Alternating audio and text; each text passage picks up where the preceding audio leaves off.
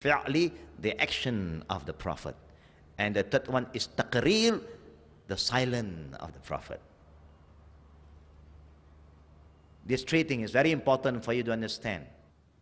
And to understand this, if you were being given a lesson by somebody, tell you, the Prophet said this, but the Prophet do another thing. As a follower, you must follow what the Prophet say first. You cannot do what the Prophet do first.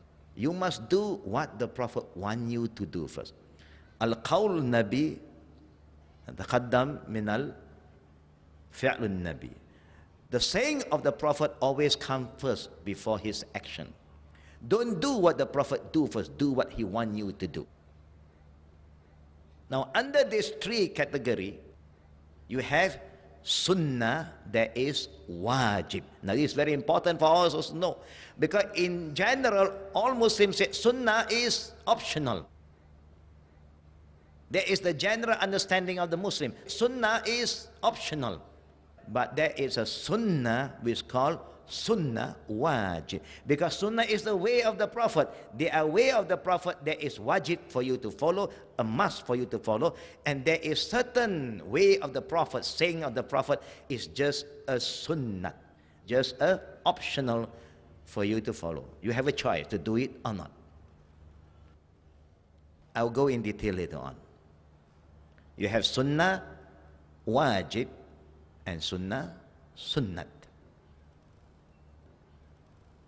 And you have Sunnah khasa, means certain thing that is only for the Prophet, you cannot do. And you have Sunnah amma, general, everybody can do. One of the example of Sunnah khas, the Prophet can marry more than 4, you can. The Prophet must pray tahajjud every night. It's wajib on him, not to us. The Prophet, wherever he died, there is where he will be buried, not you, not me. If you die at home, you are not going to be buried at home. You're going to be in the maqbarah, in the graveyard. But for the Prophet, it's khusus for him. Wherever he died, he will be buried there. That's only specially for him.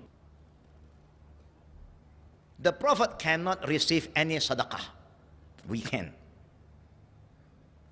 Any woman that the Prophet married and he have jima even one time, whether after that the Prophet passed away or he divorced his wife, no man can remarry with this lady.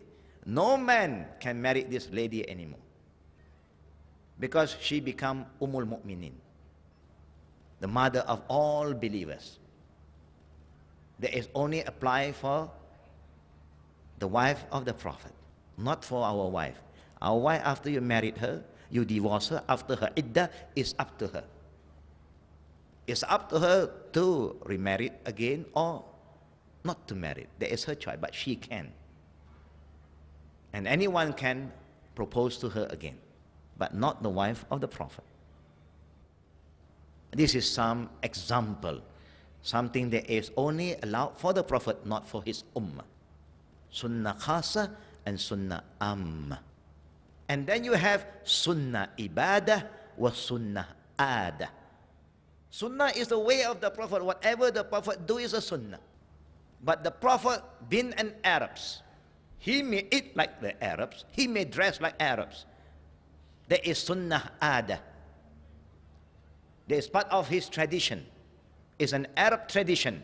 It is not a must for you to dress like an Arab, like I. Do you think that by dressing like this make you a better Muslim? No. Abu Lahab, Abu Jahal also dress like me. Maybe his jubba is more expensive than my jubba. That's no different. This is Sunnah adat, because the Prophet is an Arab, so he dressed like an Arab. Yeah, it's just good for him and with his own people. It's fair enough. But if you want to dress like an Arab, it's no problem. There's no problem at all. But it's not an ibadah. An ibadah is you must cover your aura. With what kind of dressing is up to you. Indian style, Chinese style, Malay style, English style is up to you, as long as you cover your aura. That is sunnah ibadah. Ibadah means you cover your aura. Adat is up to you. Again, I just want to remind everybody. The sunnah, the Prophet said, eat with your right hand. Eat with your right hand. Drink with your right hand. Now you want to use bare hand? Or you want to use chopstick? Or do you want to use spoon? Or you want to use fork? It's up to you. The Prophet now said, you must use bare hand. No. But if a person use the right hand, alhamdulillah, he's following the sunnah. The sunnah of ibadah is to eat and drink with the right hand. Not necessarily bare hand. No. Some people are so particular. They say, you must eat with your bare hand. Okay. So we start to eat with our bare hand. We eat what? We eat rice. And then you start to eat rice with 5 fingers. You use almost the whole finger. And then they say, no, you're not following the sunnah because the Prophet eat only with 3 fingers. And then you're in trouble now. Eat with 3 fingers. You can eat 3 fingers with roti canai, prata. Yeah? You can eat with 3 fingers. 1 finger you stop it from moving, and 2 fingers you tear the roti. But you eat rice with 3 fingers, you are in trouble. You eat rice with 3 fingers, that means you are eating more wind than rice. Yeah? There more air will come into your body than the rice. What the Prophet said, he's an Arab. Any tradition that belong to the Arab who do not contradict Islam, he will carry on. He eat like the Arabs. He eat Arab's food because he's an Arab. So there is ada. There is not a must that you follow, but you want to follow, it's up to you. But the sunnah ibadah is important, not the sunnah ada. The Prophet used to travel by riding what? Camel. And what? Horse. Is it a must for everybody to ride horse and camel? Then you're in trouble. There are more camel in India in the future. You know, if everybody, oh, the Prophet go to Hajj with camel, so everybody who want to go to Hajj must learn how to ride on camel first. You can try. There's nothing wrong. You're welcome to take a camel, go to Mecca. You are welcome from Bangalore to Mecca. But that's the sunnah adat. The sunnah ibadah, go to Hajj. How to go is up to you. It's up to you. About dunya, the Prophet do not want to interfere.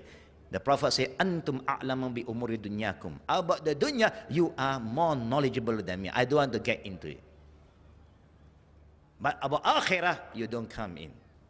Don't mess with akhirah because nobody know about akhirah more than Prophet sallallahu alaihi wasallam. And you have sunnah muakkada wa sunnah ghair muakkada. Sunnah is highly recommended, and just a sunnah is recommended but not highly recommended. And you have sunnah muakkad, means sunnah temporarily. Sometimes the Prophet do it, after that he stop it. It's just for some period of time, not a continuous sunnah. And it's important for us to understand all these different sunnah. Now we come back to the qawli, fi'li, and taqrir. If you read the hadith of the Prophet, you will come across some hadith will start with Qala Rasulullah sallallahu alaihi wasallam. True or not? You come across some hadith will start with An Abi Hurairah radiyallahu anhu Qala Rasulullah sallallahu alaihi wasallam. What do you understand by this word qala? He said. Who said he said? Abi Hurairah. Did Abi Hurairah say, I heard from the Prophet say so and so? Did he say that? Did he say that? No. Abi Hurairah said, the Prophet sallallahu alaihi wa alihi wasallam said so. But you will come across some hadith, like Umar ibn Khattab radiallahu anhu al-Faruq said, Sami'tu Rasulullah sallallahu alaihi wasallam yaqulu. Umar one day he said, I heard the Prophet say. Now you see the difference? Do you see the difference, brothers? Abi Hurairah said, the Prophet sallallahu alaihi wasallam said. Umar ibn Khattab said, I heard the Prophet say. Do you know the difference now? Can you know the difference about these two saying? Yes, there's a big difference. Like today, what I'm saying to you, what I'm talking to you are here, so you have the right to say, Hussein Yi said so. Because when he said that, I was there. But if you are not here, you heard that I say something, you can not say, I heard the Prophet say. I heard Hussein Yi say. No, no. Hussein Yi say that. Because somebody have told me. But when he said it, I was not there. And you will come across some hadith that the companion of the Prophet was said, Ra'aytu Rasulullah sallallahu alaihi wasallam fa'ala kaza kaza. I saw the Prophet do this, so and so.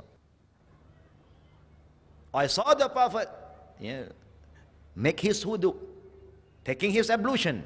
And this is how he make his wudu. And that's why I'm doing the wudu now.